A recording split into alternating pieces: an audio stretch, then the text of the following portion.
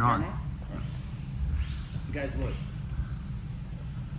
Guard passing is a dynamic process that it's rooted in movement.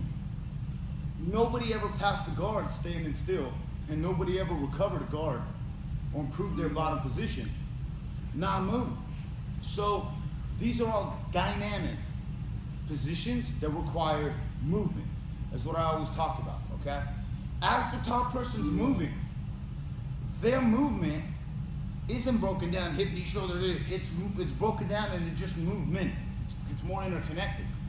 Your bottom, even though the top person should be rolling the hips, okay?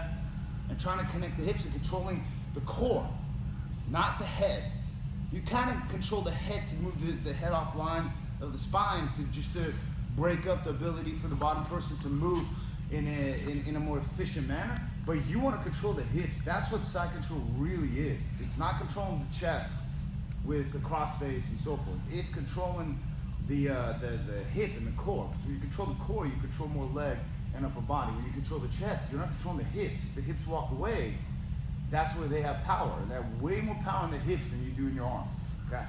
So the top person, as they're moving the pass, that movement, you have to understand, you have to create movement on the bottom.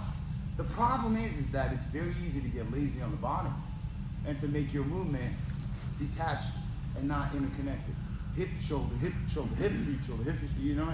That has to be constant. The problem is that it's pressure on your core and it's demanding. So if you're not able to move on the bottom in response to what the person is doing on top, which is moving, they're gonna pass your guard. If you're gonna outmove them on the bottom, then you have more of a higher likelihood of not recovering a guard, but improving your position, which can consist of a half guard.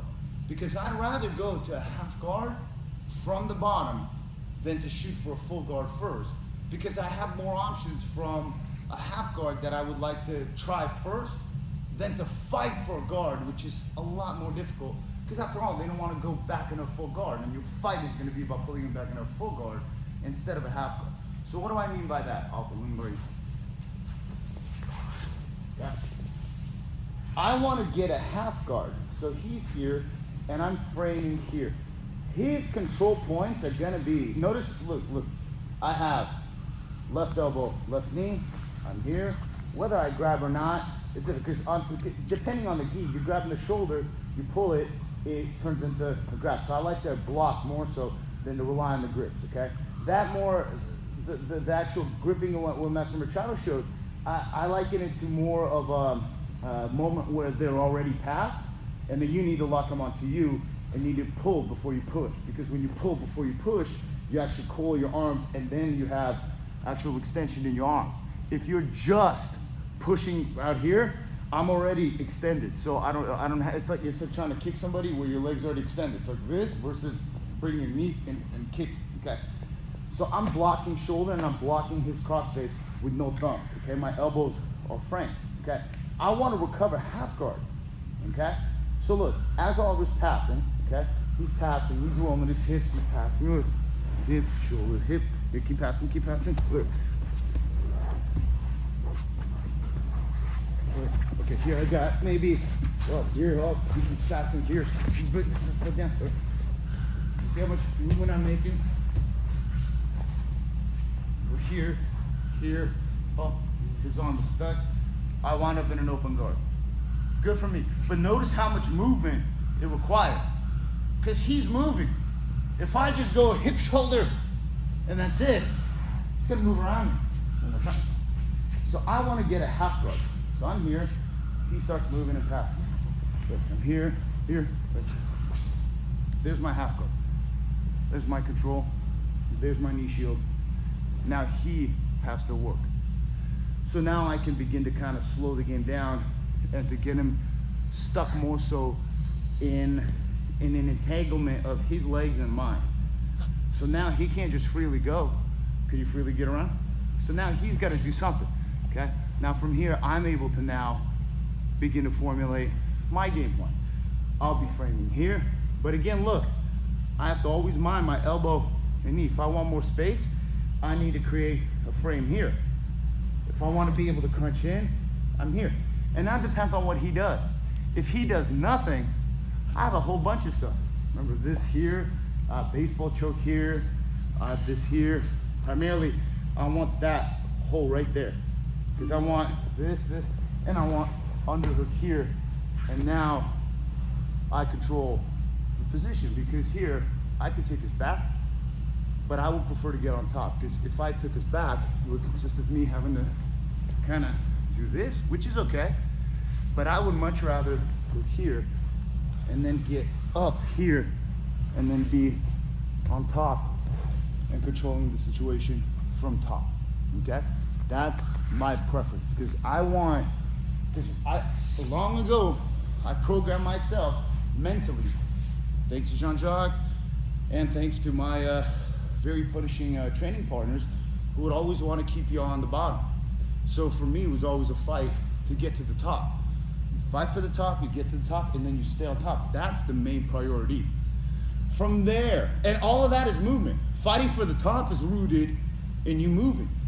You can't fight for the top without movement. You can't fight for anything without movement. And that movement is with purpose to the top. So I'm using that half guard to get to the top. Sometimes maybe if I just want to practice back takes and all that, yeah, I'll do it. But if you notice, I'm always trying to get you to turtle in order for you to be on your hands and knees. From there, I will attack my favorite submission from there, and that will open up other possibilities, okay? That's what I want. And I have a go-to position. That's why you guys need to figure out what is your go-to submission from the top, from every position.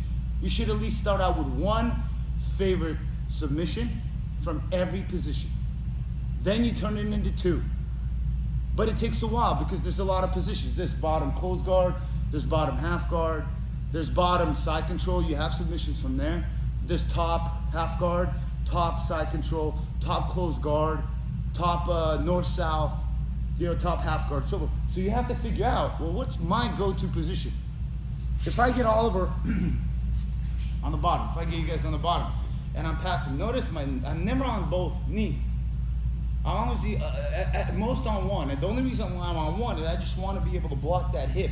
But I'll be able to move up, and I'll get up here, and I'll move my hip in here. Look, from here, what is, like for me personally, what is a good go-to submission from the top for me, from side control? Always, I think key lock. Right here, if I were to just take his arm and move it out this way, here's a key lock right here, okay? If his arm is straight, arm lock. If his arm is bent here, it's a Kimura. So in order for me to get a Kimura, I have to roll my hips, and then you get a Kimura.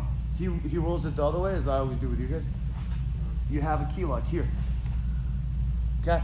And you begin to attack. So you think, key lock, Kimura. If it goes straight, straight arm lock, and you start from there. Because all of this I'll do in order to force you to move, and to move in a direction which I want, because I want to submit you from the top with my lapel. That's really what I want. And because you have Jason, who also showed some good stuff, so we're here looking, everything consists of hip movement, because I want to control his hips, fold them away, because he's not going to just sit there. He will move. As he moves, I move, okay? Oh, look, he's got his knee, he tries to get that knee in there, I block it. Look, I walk around the other side here, and here, here. Maybe I'll pull this out here, here, look here. There's that right there. Maybe I'll move around here, get that knee in there, step over, submit here. Then I got this right here. Okay, maybe if I can, I'll roll this way here, and swing them. And then you have the bow and arrow here. You can finish here. The bow and arrow typically is finished by stepping over the head and moving your head back to the same side where you started and finishing that way. However, you can finish it either. But all of that originated from me being on top and moving. If I'm on top of Oliver and I do this,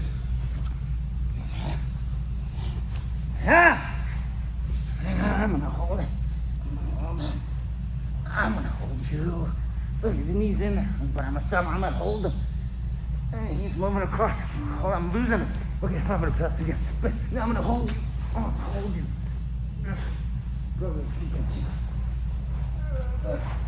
I was trying to hold him, but the second I began to hold him and to stop moving, I lost position. I have to keep moving. Think of surfing. You ever see any surfers latch onto that board, like for dear life? No, because you gotta balance on that board. And not that I'm like a big surfer or anything like that, but you know you have to be balancing on the board, or else that latching onto or like log rolling, okay? It's like catching surfing, you know? You gotta be light on that log and move. Make sense, guys? So let's see if we can apply it. So get some water, and we're gonna start training. 1, 2, 3. These are all just concepts. Concepts, guys.